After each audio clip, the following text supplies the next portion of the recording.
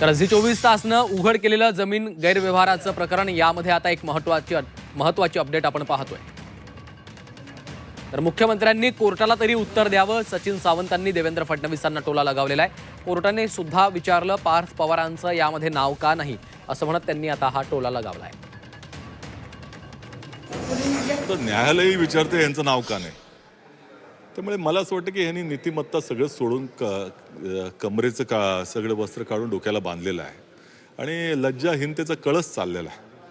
कुठेतरी थोडीतरी चाड असण्याची आवश्यकता आहे। आपण ह्या ठिकाणी त्या पदावर बसलेल्या जनतेने तुम्हाला बसवलेलं आहे। जरी तुम्ही अनितीच्या मार्गाने सरकार स्थापन केलं असेल तरी देखील त्या पदावर बसलेलं त्या पदाची गरिमा असते, प्रतिष्ठा असते आणि त्याच्यावरती जबाबदारी देखील असते।